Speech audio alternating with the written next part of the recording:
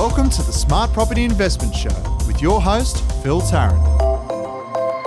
Hi everyone, how are you going? Thanks for joining us on the podcast today. I always get a real kick out of the Smart Property Investment Show. And one of the reasons why is it's rapid growth. I'm blown away by just the connectivity we now have within this community of property investors. And I'm really conscious of the responsibilities that I have to ensure that we give and provide information, insights, market intelligence around how to be a more effective and a smarter property investor, I guess.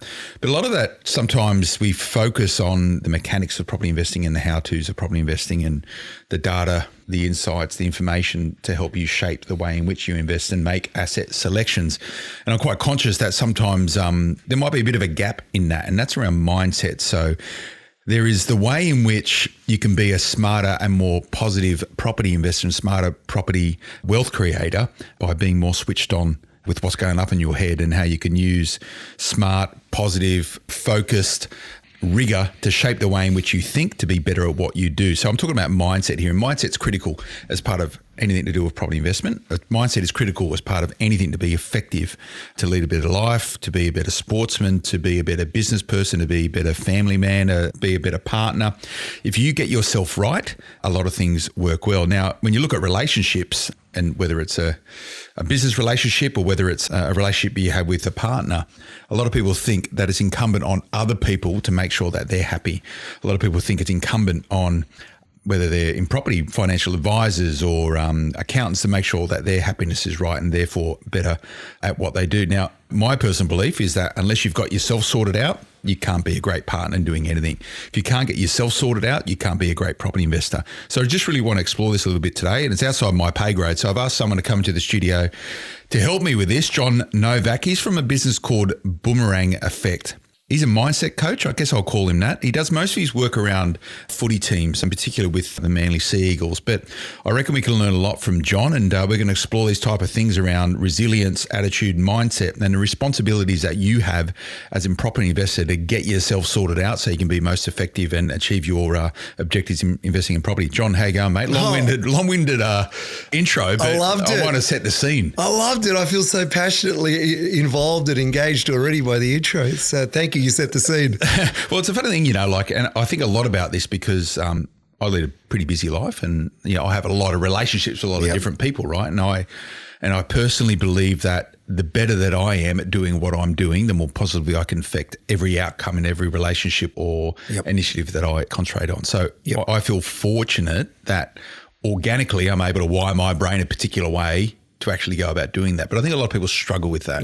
Or it's a point in time when they work out, hang on a sec, I'm starting to actually realize that if I can get my head sorted out and the processes and systems in which I go about leading my life, they can really 10 times do absolutely anything. I want to talk about this, and this is what you do. Is that a good way to think about it? Yeah, it's exactly right. So I think if you get yourself right, and when we say get yourself right, the key categories of getting yourself right is something under this heading called the best self. And your best self is that I get my mind right, I get my body right, I get my emotional state right, I get this spirit thing right, I get my environment right, and I get all of that under this preparation perfectly done. So people go, oh, yeah, I'm ready. I'm sort of positive. I'm wearing a positive 24/7 hat in. This is like it might be utopian to even think that this is so high to even do, but if I project the right energy, that's why it's called a boomerang, in my mind, body, emotion, spirit, it gives me a better chance of succeeding in anything I'm doing, whether it be elite sport or whether it be in business or whether it be in education, and the program is in education, sport, and in business. So whatever you want to do, you got to get you right. And if you get you right, resonate right, you vibe at an energy that other people want to enter your space. Are you positive 24/7? I aspire to be positive 24/7. That's exactly what I thought you'd say. Yes. Yeah. So my intention is that, and is exactly what, before I've got here, 2 clients talking to, one overseas, one locally, and it's my aspiration in every moment. If you're a golfer, every time I go out there, I reset, reload. I've got amnesia. Nothing happened before, and I don't care what's happening after. I live deeply in the now, and I always project my best in that moment as an aspiration and an intention. Now, that takes easy to say. How you do that, that's where the work lies. Okay. I think the challenge we're going to have with this podcast today, John, is that I really enjoy talking about these type of things. Right? I think it's cool. Oh no, you really enjoy it. No, I do enjoy talking about it because I think we have a great opportunity to actually support people, maybe change the way in which they see the world, and that's cool. Yeah, for me as an outcome, that I get that. This is a podcast around property investment, right? Yep. So look, we'll try and bring it back into property investment, but it's about every facet of your life. So if you're listening to this, you are listening to this, try and think about what we're talking about and how that relates to you and how you might be able to apply that to the work you're doing and how you're approaching property investment. So we'll try and bring it back and try and hook it in, but I want to talk a bit more generally about it. So you said mind, body, spirit and emotion, right? So these are the 4 pillars of getting yourself sorted out. Well, they're the 4 pillars, but there's 3 pillars of the boomerang effect. Can I quickly run through them? Absolutely. So in our words, in our thoughts, in our actions, we project a positive energy. 1. So the saying is, I'll say, but it's just positive 24/7, like the hat. Words, thoughts and actions, always positive, no exceptions, every day and every way, 24/7, woo, on. So we're trying and endeavoring and aspiring. 1. Why do we do that? Because what we put out is what we get back. So when you say smart investment, put out smart investment with your intention. Thirdly, the 3rd pillar of it is in every moment, this second, what we're doing in this second, we have choices. Do I smile? Do I really get into it? I think, what time are we finishing? Or do I make the best choice possible? So the 3rd one is best choice. Will this choice in my words, thoughts and actions help or hinder me? So that's relevant to anything in your life. So when you have these 3 principles in mind, the golden rule, the boomerang effect and best choice, then you put, okay, so when am I at my best? When am I at my best in my mind? When am I at my best in my body? So you've already got a snapshot of your best. So if you're investing and intending to invest more, you've already done it well. How can you actually now improve that even further by using your best self like a PB? It's my PB. I'm going from here now and I'm replicating my best. Not like someone else is doing, just me at my best. Eating well, stretching well, rolling well, meditating well, visualizing well, whatever you want to do. I don't care what you want to do because it's a program for anyone at any time. When we come back, we're going to have a chat about how you can be your best self at all times. Welcome back, everyone. I'm here with John Novak. He is, I'm going to call him a mindset coach. I think it's probably the easiest way to describe him. We're talking about mindset and how you can be your best self at any given time. Now, I think a lot about this, John, about how do you be your best self? So whatever you're doing, always be in the moment. Whether you're trying to be a better parent, whether you're trying to be a better sportsman, whether you're trying to catch a better wave, whether you're trying to close a deal, whatever it is, you want to be your best self at any given time. It's bloody hard. It's bloody hard, but the most important thing to find you and establish your best self. You know, you instantly replaced it, all due respect, you said be in the now. People talk in the now, but they don't know what the clarity of the now is. They don't know what the quality of the now is. Now, because I work with elite athletes, their now needs to be 8 and above in all those key categories. Am I at my best in my mind? Am I my best in my body? Am I my best in emotion? Am I my best in my spirit? You're aspiring to do that, and you are particularly aspiring to do it in adversity. So I work with the guys who it's critical moment, 350 kilos hitting you fast. That's like thump, like a truck hitting you. And then reeling from that, getting back up and knowing the script. What do I do now? It's not reeling, I don't believe in myself. I doubt myself. I question, I'm uncertain. I don't know if I can really do this. So programming yourself along the lines of, here's my snapshot. This is what I'm going to do when adversity strikes. This is what I do, and having standard operating procedures. It's not airy-fairy at all. That's why I've been doing it for a long time. So you talk about these standard operating procedures. So essentially this is the script for making sure that you can hit those 4 things at any given time. And that can be learned. Oh, totally. So it's not something you don't wake up with this information. I created this program 15 years ago, made a comeback at martial arts at 33 and went to 38, had more victories than I was the national champion a number of times. What sort of martial arts? Karate. Okay. He's finally going to the Olympics. And when I was doing it a millennium ago, we were hoping then it would go to the Olympics. So I was a dozen times in the New South Wales team as the anchor fighter of all weights of 40 different styles. And The pressure that I felt then, I didn't know what to do because all the pressure of the state was on my shoulders. I had to be the best and I had to win and 9 times out of 10, I had difficulty with that. When I fought for myself as a kickboxer, no difficulty. When I had everyone else relying upon me, anxiety, stress, pressure, wondering, questioning, all those thoughts that are BS thoughts and then I created a whole program researching all the best thinkers in the world, researching who does what when in critical moments, who does it clutch style, who's the GOAT. And this whole program's not psychobabble. It's all about how anyone can get better at nailing themselves as long as there's clarity. If you've got clarity, all you're aiming every day is to nail it and score it and assess it. So what we're talking about here is you get to make a choice whether or not you choose to work on this stuff. Or you choose to be blinkered or not even know it exists. And I think, is that the first step to getting this right? You need to actually physically go, hang on a sec, I can do this better. Like, can everyone do that? Or how do you, hopefully a podcast like this will get people to spark that intent, right? That's really one of the reasons why I want to do it. But how do you, step one, how do you start it? So step one is, do you want to improve? Do you want to improve anything? You talk about investment. Do you want to be a better investor? Do you want to be smarter? The whole thing is called smart property investment for a reason. So the smarter you be, how do you get smarter? You educate yourself. You surround yourself by very, very smart people. And if you don't trust yourself at the beginning because you don't have enough information, what do? You investigate and you research and you have, I don't want to go into the growth mindset, but I happen to say it straight away. So you want to be open like a parachute, we say all the time. So I'm open to improving. If you think you have got it and then you freak out when pressure starts sort of mounting, like, will I or won't I with this investment, and you don't back yourself and believe in yourself, you don't know who the hell you are to start with, then straight away it'll be the standard operating procedure we commonly call Groundhog Day. So you will only repeat that which you think about all of the time. And a gentleman that comes to mind is Joe Dispenza. What you think is what you become. What you become is what you think, and what you think, it's just cyclical. And you think it's just another one that, of course it's just another one of those days. You're thinking the same way. You're acting the same way. Lift, baby. Let's do something different. Project energy. And when you project energy, like when I first met you guys and I came here and it's just, hey, how you going? Like, I'm not pretending to be anything, but the whole program's assuming that when I see someone, I think they're limitless. The program's got a Buddhist and a positive psychology inclination. So when I meet people, and athletes love it, business people love it, if you think when you look in that image that there's a limitless quality within me, how can you say that that's it? So if I'm limitless, keep learning. Have you ever met anyone you've spoken to that's told you that they don't want to grow or develop?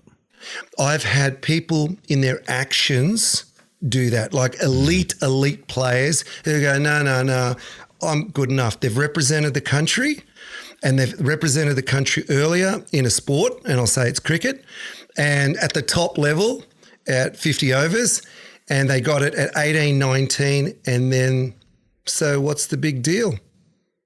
And after that, it's flatlined, and it's flatlined, and then the contracts get smaller and smaller, and the manager says, hey, maybe you need to talk to this guy because you need to reignite the fire because you got it too easily. And normally the people who get it too easily are the ones who have more difficulty developing and evolving. It's the ones that get the early knocks, are more resiliency inclined because they've actually taken knocks and got back up to achievement. The ones who are superstars early in anything I've ever researched over 30 years are the ones who have more difficulty enduring it because they just think it's going to happen, and nothing just kind of happens. And they're the people who publicly you see fail in many ways on the TV because it's sport in Australia, it's national pastime.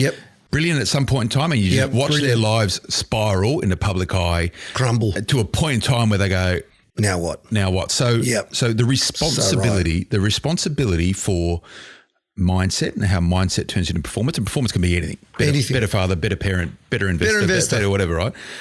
Where in that sliding scale, what is it? What's the trigger point for working out going, this ain't good, I've got to do something like before it's too late. Yeah. What do you need to listen to actually understand and that you need to do something about it? Well, I think, the definition of madness, we know that's a good starting point, that if you keep recurring something that you're unsatisfied with or dissatisfied with, and you keep feeling that you're hitting roadblock after roadblock, and that dissatisfaction sort of lies more than 2 weeks, it's commonly called depression. So if you're feeling down and out for long periods of time, it maybe is time to start to reach out and find out and get some help.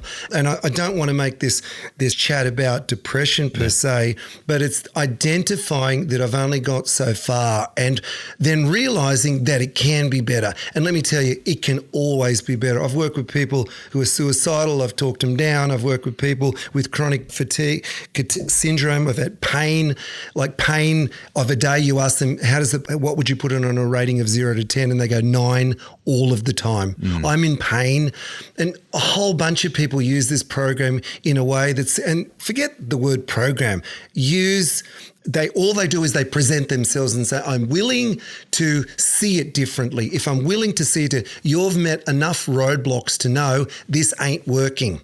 And when it ain't working, that's an admission to yourself that I need help. A lot of people I meet think they're going to sort it out and they keep going over the same road. And the difficulty for them is because what they think, as Joe Dispenza say, is what they become, and what they think is the exact definition, think, feel, think, feel, think, feel. Because the feeling is a chemistry of their mind. The chemistry then is an addictiveness to whatever they do. So you're locked in and you're Groundhog Daying. So to me, it sounds as though to really work on your mindset and everything positive that comes out of it, which we're talking about, is that you need to be comfortable with being vulnerable. Oh yeah, vulnerability is one of those. That's key. You've got to be able to go.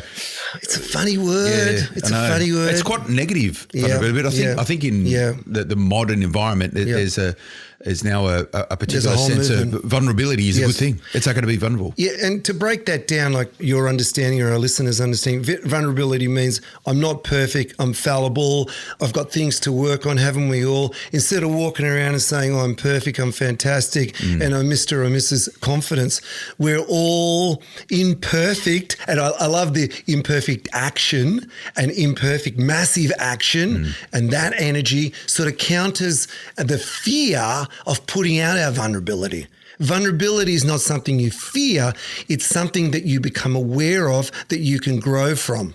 That's just, it's an exciting topic. And when we talk about these elite sports people who go from a peak early and then come down and not go, I don't need any help, I'm all right, I'm really good. They're probably not comfortable with vulnerability or the ability to trigger a shift in their mindset to go, let's do something. Well, the biggest thing that comes to my mind there, and something that will be relevant to everyone listening to us, is that the image of thyself, and that image of thyself is, who do I see? Oh, I see someone really successful and I keep saying those positive affirmations and I'm feeling good about myself.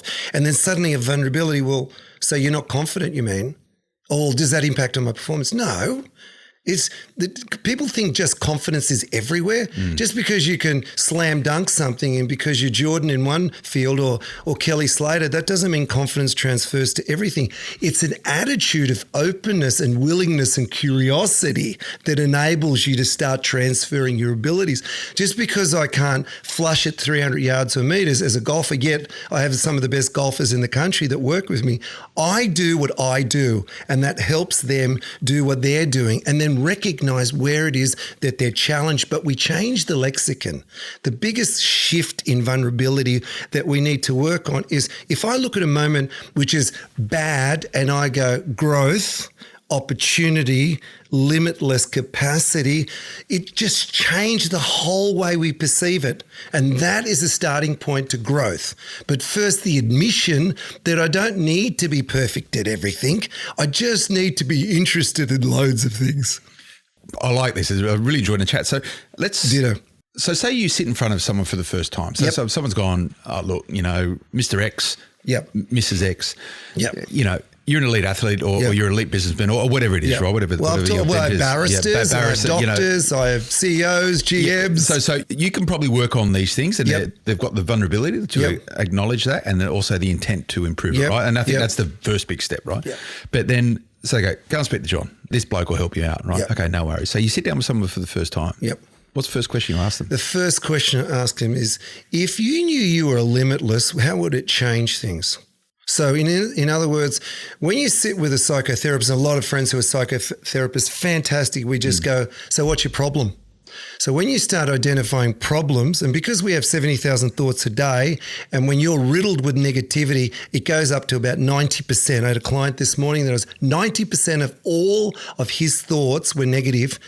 And yet when he's at his best, they're 80 to 90% are positive. When we're talking about 60,000 thoughts a day that are negative, what do you think's going to happen? So when you say you're limitless and there's a few things getting in your way, you start going, oh yeah, so my default is limitless.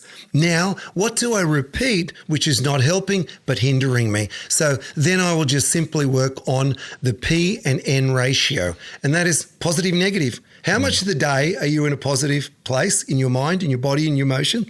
And how much are you in a negative place? So the first thing we do is, as we're standing right now, positive. Okay, cool, it's positive.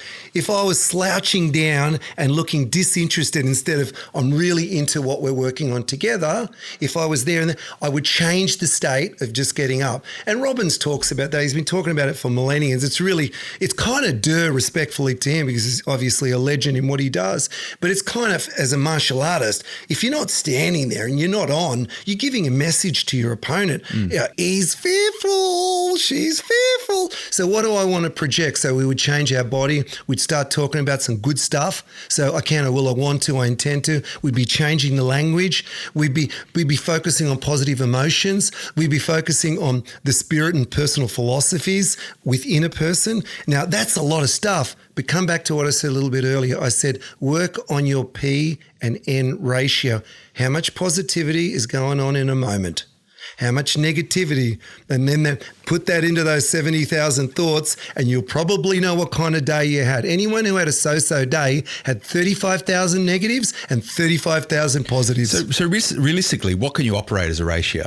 And you go, what's your ratio? What do you operate at? So my ratio is wake up in the morning, set up the day, think about what I want to achieve, get excited about who I'm going to see. Like, I was looking forward to being here. Okay, can't wait. I don't know what he's going to ask me, but I can't wait. So I'm operating. Your aim is to operate probably at about 6s and 7s, because the high state is really difficult to, sustain. That homeostasis place where you're just calmly present, that calm alertness is the Zen part of it's part of the whole program, is a nice functioning place. But the higher your positive emotions, the higher your language and mindset, it's okay then to drop a little. If you're functioning, I've got like multimillionaires I've worked with, and I go, so what score would you give yourself your well-being today, your mental state, your physical? And they go, 2. I go, what's going on, man? 2 out of 10 in your well-being and your mental state. What's wrong? Is there something wrong? Can I help you with? And they go, nah. So this guy can go first class anywhere he wants with a family of 6 people and stay there for about a month and a half to 2 without worrying about anything. And he's telling me to, nothing's wrong. So where do you think we're going then? So our aim is to get, with our choices, our positive choices, help and hinder, moment to moment, breath to breath, making good choices, to get to 5 and 6s by choice. Listen to some good music, get pumped, use the right language, look at things that excite you, that motivate you, nice vistas, nice views, great food. A whole bunch of stuff can change where you are to get yourself in that good, powerful homeostasis. So your status quo, we're talking about the status quo that you want. Yes. 6 and 7s are okay. Yeah. And I would argue that some negativity is a positive thing. Because it helps you grow. But the negativity for me, you'll see, having been doing this a really, really long time, I do that predominantly for intelligent people to see the difference between, people go, oh, why do I have to be positive? Well, clearly you don't want to be negative. It's the don't. I call it the Voldemort space. Thou that shall not be named. Okay, so thou that shall not be named is clearly what I want to be away from. But it's a state where everything, in my opinion, after years and years, you're learning from. The negative is spending long periods of time giving yourself uppercuts. That's a negative. Do not undermine yourself, because it's hard enough dealing with life. And I call it the deal with my athletes. Your opponent could hurt you. The referee can hurt you. The conditions can hurt you, but you never hurt yourself. And if you're hurting yourself, what you put out is what you get back. And it's very difficult to invest smart when you're hammering yourself saying, I ain't got what it takes. When we come back, I'm going to pick John's brain around some tactical, tangible actions and issues you can employ in your life straight away to make sure you can get your mind, body, emotion and spirit right. Back in a moment. Welcome back, everyone. With John Novak. Really enjoying this chat today, and it's going to be an extended episode, and I reckon we could chat forever on this sort of stuff. Forever. And I reckon we're going to do more of this, right? I think it's good. So if you like what we're doing with this particular podcast, step away from what we normally do. I want to do a lot more of this sort of stuff. Contact the team here, editor@smartpropertyinvestment.com.au. This is stuff you like. If you want some specific questions, I'm going to get John back in the studio and he's going to answer them one-on-one. So let's do that. I think it's really, really good. But John, mind, body, emotion, spirit. So these are the building blocks. Yep. Of mindfulness and getting the best person you can be at any given time. I agree with this sort of trying to operate in 6 and 7s. I think people that operate at 9s and 10s, if it's possible all the time, they go down to 2s, right? And that's when you start seeing this sort of bipolar type of behavior, whether that's the right term for it. The higher you go, the lower you'll get. The lower you go. It's all pendulum. It's just how it is. Life is like that. Shadow will await you. It just all happens. It's opposites. It's yin and yang. Just think of that way. So you're right. So sorry to interrupt. No. But so embrace the negatives and turn them into positives, right? 6 and 7s is good. Learning. Just don't call it negative. Just say, there's actually a system called the locked-in system. And the locked-in system is, I have a lesson, badly spelled, LOCTIN. So there's a lesson in everything. There's an opportunity in everything. There's a challenge in everything. There's a test in everything.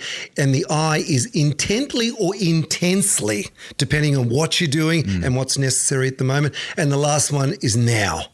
It's now. So that Eckhart stuff, it's so now. Nothing exists. Like if this was my contribution to the universe, it would be authentically now excited about sharing. How do you go about personally, like let's call it a balanced scorecard is what you'd call in a sort of work corporate sense, right? Do you get the end of every day and assess how you've performed? Yep. What your ups were, what your downs were. How do you do that? You diarise? Yeah, I've been diarising since 1991. Really? So 250,000 words of diarising, and I review them and I check them. And I just checked this morning for my clients when my last one was, and it was on the 17th. So I did about 15 years. By the way, John's got he's holding up his diary here right now. It's a nice sort of leather bound, look at it. Here we go.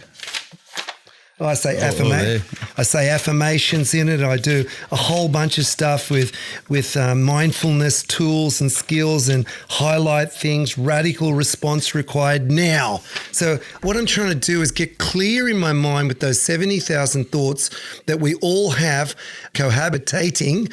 What's important? Why is it important? And getting clarity on it. You just need clarity. If you've got clarity, so when everything's sort of crumbling around you, you know exactly what to do for you in your mind, body, emotion, and spirit with that positive pencant background, with that state. If I put out positive, I know what I'll get back is more aligned with, and we'll get into this, more aligned with my ultimate vision.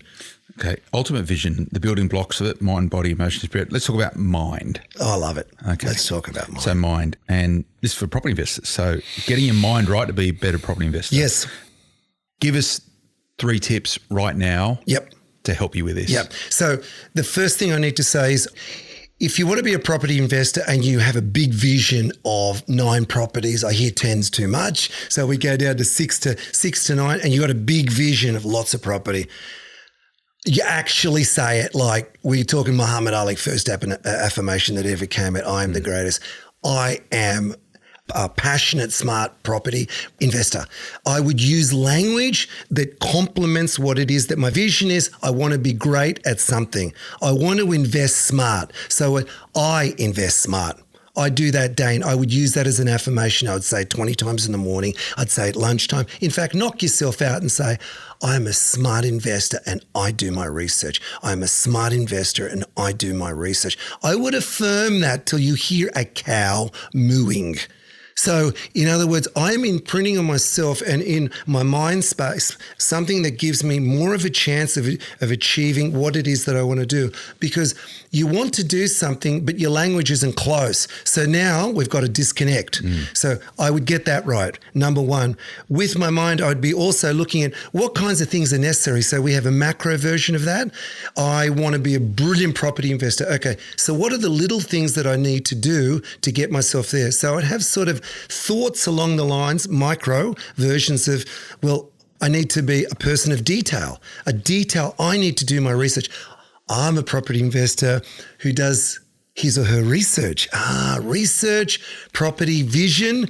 I'm a hard-working person who does research, and I would like to be smart in what I do because my ultimate aim is to take this to another level. So I'm getting my language right with myself. What do I want? I want to increase my portfolio. How many do I want? Be specific in my goal. That's my vision. Then I would break that down into, like we do in SMART goals.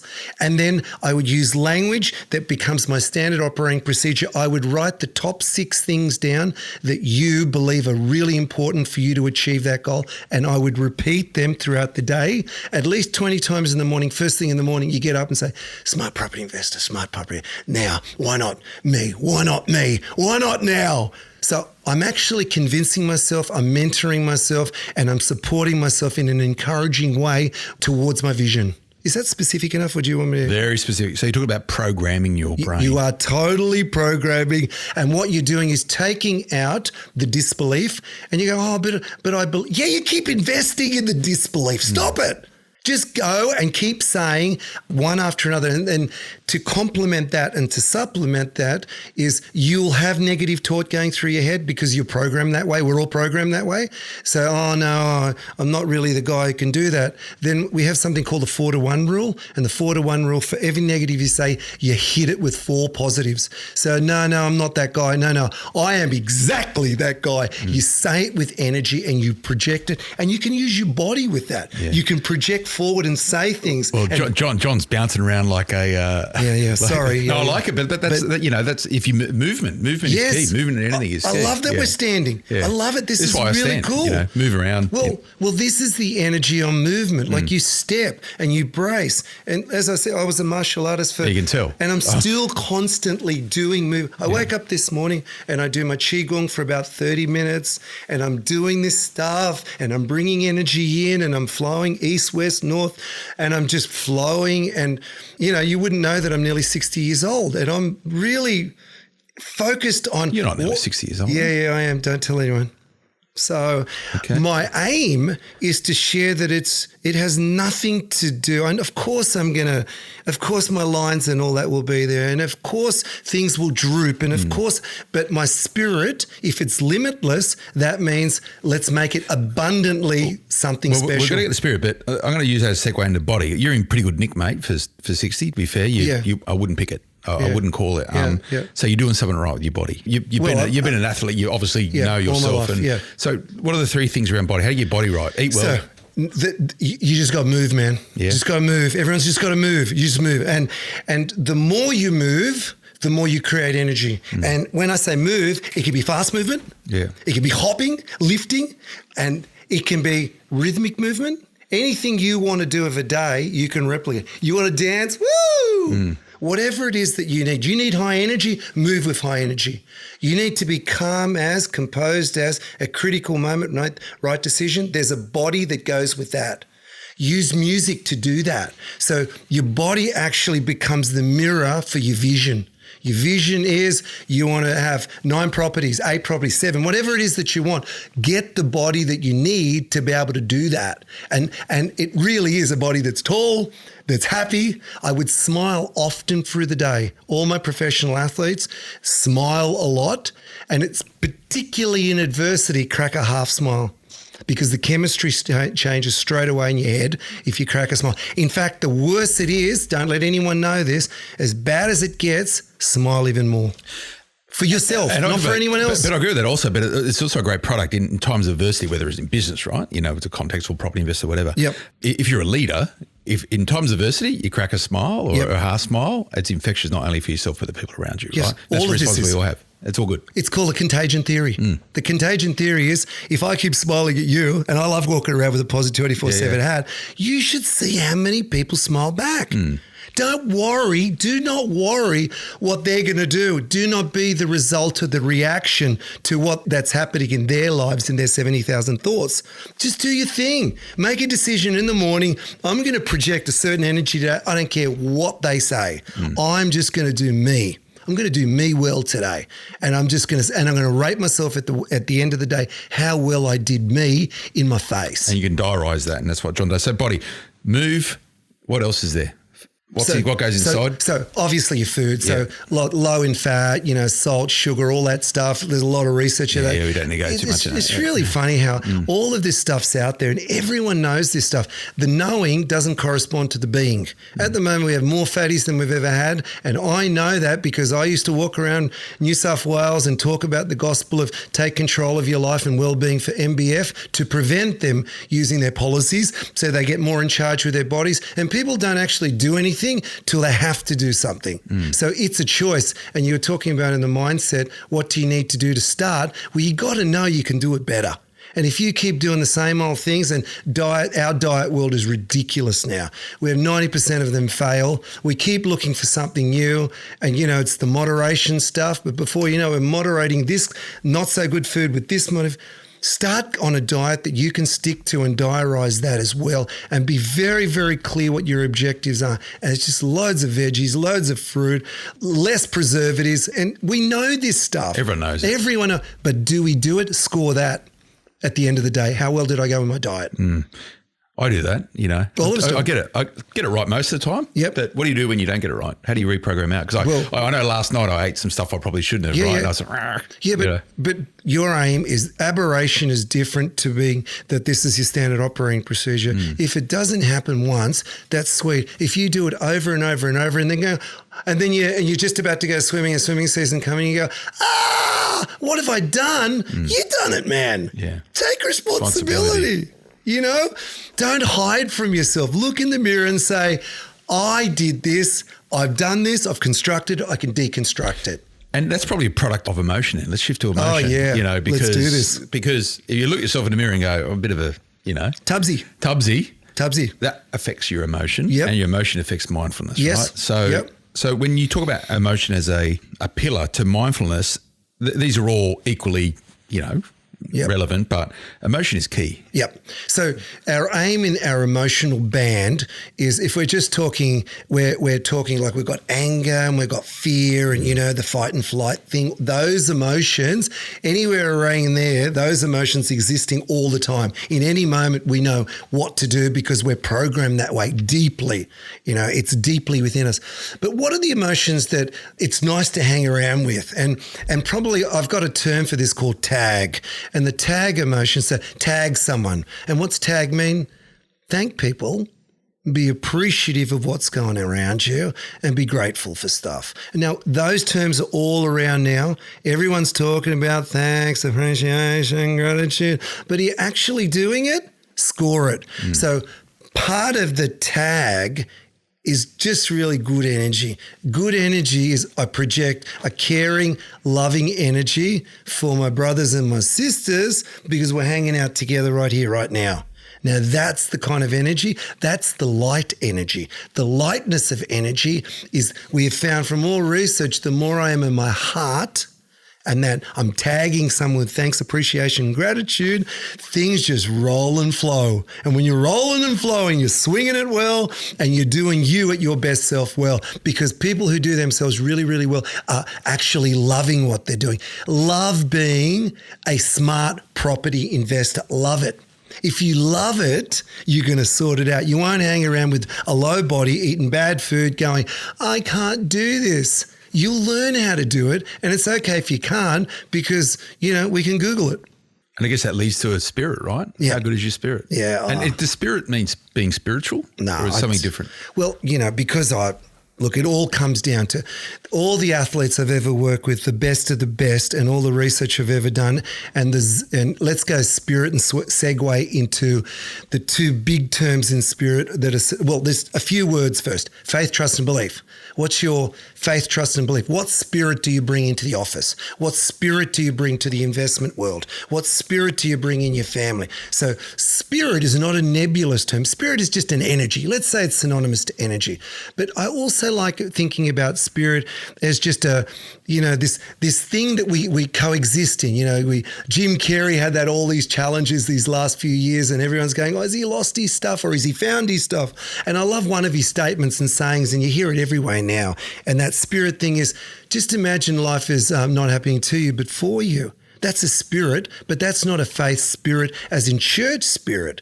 If things are happening for you, in other words, what are you learning and what are you growing from? So spirit to me is a connection.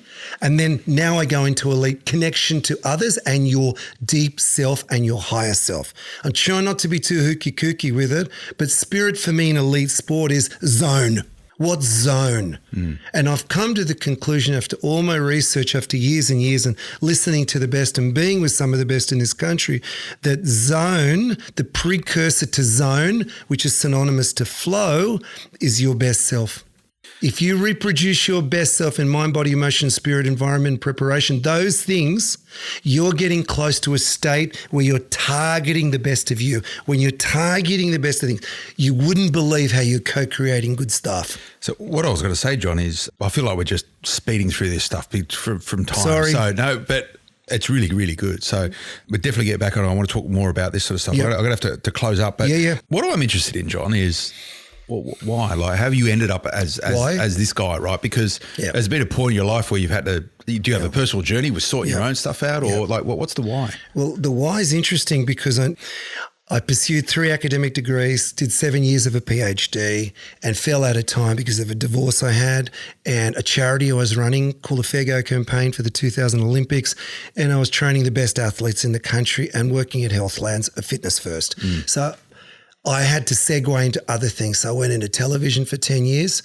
And I really, really, really thought when I was doing my studies that I actually thought I wanted to be a minister in politics in this country. So I wanted to make the world a better place, as simplistic as that sound. The lawyer thing was, as graduating from Sydney University Law School, was I think every legislator needs to understand law.